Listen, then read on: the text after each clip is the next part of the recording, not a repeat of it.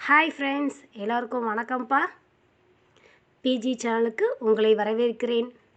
ஒவ்வொரு வீட்டிலையுமே ஆணி வேற இருக்கக்கூடியது யாருன்னு பார்த்தா அது நிச்சயமாக பெண்ணாகத்தான்ப்பா இருக்க முடியும்.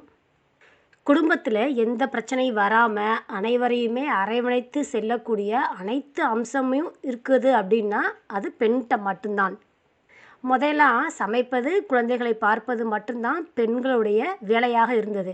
ஆனால் இன்றைய காலகட்டத்தில் பொருளாதார தேவைக்காக ஆணும் பெண்ணும் இருவருமே வேலைக்கு செல்ல வேண்டிய கட்டாயத்தில் இருக்கிறோம். அப்படி வேலையும் பார்த்துக்கிட்டு வீட்டில் உள்ள வேலையையும் பார்த்துக்கிட்டு எப்படித்தான் மேனேஜ் செய்வது அப்படின்னு இந்த வீடியோக்குள்ளே பார்க்கலாம்ப்பா. இந்த புத்தாண்டில் நாம் அனைத்து பெண்களும் சேர்ந்து ஒரு சபதம் எடுப்போம் தோழிகளே. அது என்ன சபதம்? வாங்கப்பா வீடியோக்குள்ளே தெரிஞ்சுக்கலாம். இந்த மாதிரி ரெகுலராக வீடியோஸ் பார்க்குறதுக்கு நம்ம சேனலை கொஞ்சம் சப்ஸ்கிரைப் பண்ண மறக்காதீங்கப்பா. என்னதான் ஆண்களுக்கு நிகராக பெண்கள் பணிகளுக்கு போனாலுமே பாகுபாடு இன்னும் குறையவே இல்லை. ஆமாம்ப்பா, வீட்டில் உள்ள வேலைகளில் இருந்து ஆரம்பித்து குழந்தைகள் பராமரிப்பு, வயதானவர்கள் பராமரிப்பு, இப்படி எத்தனை வேலைகள், அத்தனை வேலைகளுமே முகம் சுளிக்காமல் பார்க்குறாங்கன்னா அது பெண்களால் மட்டும்தான் முடியும். எந்த பண்டிகை காலம் வந்தாலும் அவங்களுக்குள்ள சுற்றுலாத்தலம் எது அப்படின்னா அது சமையலறை மட்டும்தான். பெண்களாகிய நீங்கள் நாம் எல்லாரும் சேர்ந்து ஒரு விஷயத்தை மேற்கொள்ளலாம்ப்பா, என்னையும் சேர்த்து. இந்த 2024ஆம் ஆண்டு புதிய தொடக்கத்தில் ஒரு தீர்மானத்தை கொண்டு வந்து அதையும் நாம் எல்லாரும் சேர்ந்து முயற்சி செய்தான் பார்ப்போமே. பெண்களுக்கான புத்தாண்டு தீர்மானங்களை ஒவ்வொன்றாக பார்ப்போம்ப்பா. வெளியில் போய் வேலை பார்த்தாலும் சரி, இல்லை வீட்டில் ஹவுஸ் ஒய்ஃபாக இருந்து பிள்ளைகளை பார்க்குறதா இருக்கட்டும், வீட்டு வேலையாக இருக்கட்டும், இப்படி எந்த வேலையை பார்த்தாலும் சரி, உங்களுக்கான சில நேரங்களையும் கொஞ்சம் ஒதுக்கணும்ப்பா. அப்படி ஒதுக்கலை அப்படின்னா சில நேரங்களில் நம்ம வாழ்க்கையே கொஞ்சம் சலிப்பாகி போயிடும். இந்த மாதிரி பிஸியான நேரத்தில் கூட உங்களுக்கு பிடிச்ச விஷயங்களை கொஞ்சம் செய்வதற்கான நேரத்தையும் கொஞ்சம் ஒதுக்கி வைங்கப்பா. இரண்டாவது பெண்களையும் இரக்க குணத்தையும் பிரிக்கவே முடியாது. அந்த அளவிற்கு மனம் இலகுவானவர்கள் தான் பெண்கள். இதை வைத்து யாருமே உங்களை ஏமாற்றக்கூடாது. அது கணவராக இருந்தாலும் சரி, இல்லை உறவினர்களாக இருந்தாலும் சரி, அவங்கக்கிட்ட கொஞ்சம் எச்சரிக்கை இடணும். ரொம்ப கவனமாகவும் இருக்கிறதுக்கு நாம் நம்மளை பழக்கப்படுத்திக்கிறணும்ப்பா.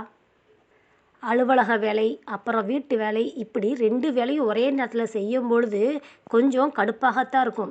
அப்படி இருக்கும் பொழுது நீங்கள் மட்டும்தான் அந்த வேலையை செய்யணும் அப்படின்னு கட்டாயம் இல்லை. உங்கள் வீட்டில் உள்ள பெரியவங்கக்கிட்டையும் அந்த வேலையை கொஞ்சம் பகிர்ந்து கொடுங்க.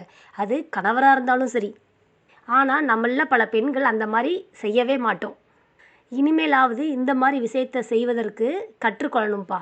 ஒரு சிறிய மாற்றம் கூட நம்மளுடைய மன ஆரோக்கியத்தை ரொம்பவே வலுப்படுத்தும். நம்ம எல்லாருமே பாசிட்டிவாக இருக்கிறதுக்கு இந்த ஒரு விஷயம் நமக்கு உதவியாக இருக்கும். பெண்கள் வலுவானவங்க, அதனால் எல்லா பணியும் அவங்கக்கிட்ட தான் செய்ய சொல்லணும் அப்படின்றதெல்லாம் முறை இல்லைப்பா.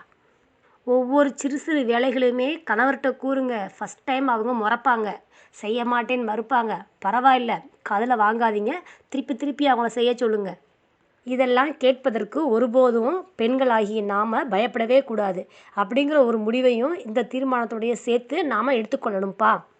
வாழ்க்கையில் எந்த ஒரு கவலையும் இல்லாமல் வேறொரு உலகத்திற்கு போனால் நல்லா இருக்குமே அப்படின்னு யோசிக்கிறோம் அப்படின்னா நாம் அதுலேருந்து விலகி வர்றதுக்கு புத்தக வாசிப்பு நமக்கு பேருதவியாக இருக்கும். நாள் முழுவதும் வேலை செஞ்சு ஒரே களைப்பாக இருந்தது அப்படின்னா தூங்குவதற்கு ஒரு 5 நிமிடத்திற்கு முன்பு ஒரு சில புத்தகங்களை படிச்சிங்கன்னா நமக்கே எனர்ஜெட்டிக்காக இருக்கும். அதை கொஞ்சம் முயற்சி செய்து தான் பாருங்களேன். அடுத்து குழந்தைகளுடன் செய்ய வேண்டிய சில செயல்பாடுகளை நாம் தேர்ந்தெடுப்போம். அந்நியாரம் உங்களுடைய விருப்பத்திற்கும் கொஞ்சம் மதிப்பளிங்க. அதாவது குழந்தைகளுக்காக பார்க் போகணும் அப்படின்னு நாம் முடிவெடுத்துட்டோன்னா உங்களுக்கு மனசுக்கு பிடிச்ச பார்க்குக்கு போங்க. குழந்தைகளுடைய நேரம் செலவிட்டாலும் அது உங்களுக்கானதாக மாற்றிக்கொண்டோன்னா அது நம்ம கொஞ்சம் நல்லாவே மனதை மாற்றி நமக்கு உண்டான நாள் அப்படின்னு சொல்லி கொஞ்சம் ஆசுவாசப்படுத்திக்கிறலாம். நமக்கு உண்டான நாள்னு கொஞ்சம் டென்ஷனும் குறைவதற்கு நிறைய வாய்ப்பு இருக்குது. பின்பற்றி பாருங்கள். கடைசியாக உங்களுடைய வீட்டு குழந்தைகளுக்கு அவங்க வயதிற்கு ஏற்ற மாதிரி குட்டி குட்டி வேலைகளை என்னென்ன அவங்களால செய்ய முடியுமோ அதெல்லாம் அவங்களுக்கு கற்றுக் கொடுங்க. உதாரணத்திற்கு பெண் குழந்தைகளாக இருந்தாங்கன்னா வீட்டை சுத்தம் செய்வது, ஆண் குழந்தைகளாக இருந்தாங்கன்னா கடைக்கு போயிட்டு வர சொல்வது. ஆண் குழந்தை பெண் குழந்தை ரெண்டு வேறுபாடு பார்க்காம இருவருக்குமே அவங்களுக்கு உண்டான வேலைகளை செய்ய சொல்லுங்கள். டம்ளர் கழுவி வைக்கிறது, வீட்டை சுத்தம் செய்கிறது, டேபிளில் தண்ணி மோந்து வைக்க சொல்கிறது. இந்த மாதிரி சிறு சிறு வேலைகளை நம்மளுடைய பிள்ளைகளுக்கு கற்றுக் கொடுங்கப்பா. மன ஆரோக்கியத்திற்கும் நம்மளுடைய உடல் ஆரோக்கியத்திற்கும் தியானம், வாக்கிங், யோகா இது போன்ற பயிற்சிகளுக்கு செய்வதற்கு நாம் நம்மளையே நேரத்தை ஒதுக்கிக் கொள்வது ரொம்ப சிறந்ததுப்பா.